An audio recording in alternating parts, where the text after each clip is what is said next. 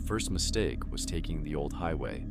Derek, Lisa, and Mark were on their way to a weekend getaway in the mountains.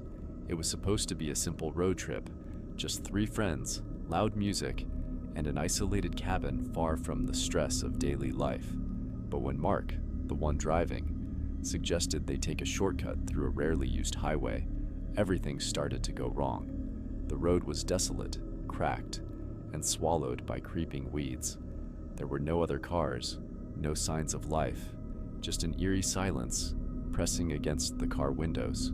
The farther they drove, the heavier the air seemed to get, as if the world around them was sinking into something unnatural.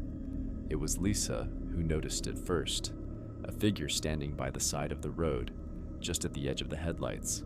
A tall, thin man, his clothes tattered, his face pale and sunken. His mouth was moving, but no sound came out.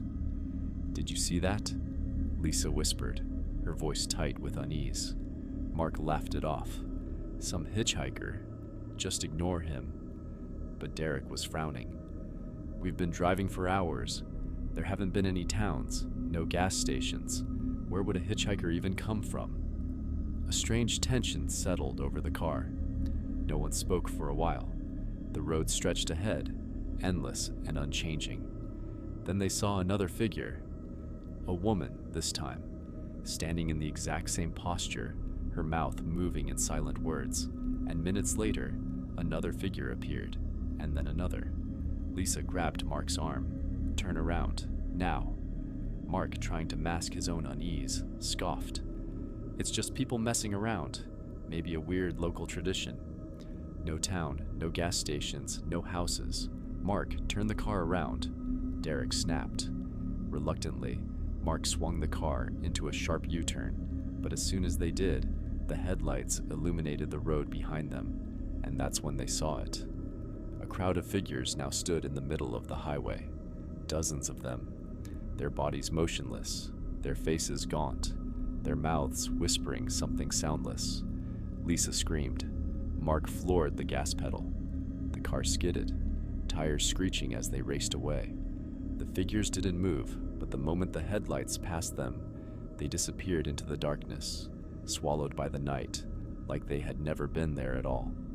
For what felt like an eternity, they drove in silence, hearts pounding, fear thick in the air, and then, out of nowhere, the familiar glow of a gas station sign appeared ahead.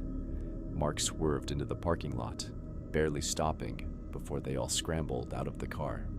The station was old, run down, but open. A single old man sat behind the counter, watching them with tired eyes. "You kids look like you saw a ghost," he muttered, lighting a cigarette. Lisa, still trembling, leaned against the counter. That road, the old highway, there were people standing there. The old man let out a heavy sigh. "You're lucky you got out." He took a drag from his cigarette and shook his head. "Ain't no people on that road. Not anymore. Not since the accident back in '78. Derek swallowed hard. "What accident?" The old man exhaled slowly, his gaze distant. "Bus full of passengers went off the bridge. No survivors. They say sometimes, on certain nights, the road remembers. It calls people back." Mark turned pale. "Calls them back?" The old man nodded. "To join them." Silence fell over the gas station. Outside, the night was still, too still. Lisa grabbed Derek's hand.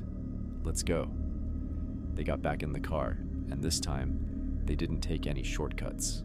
And even though they made it to their cabin, even though the rest of the weekend passed without incident, none of them ever spoke about what happened on that road, and they never took that highway again.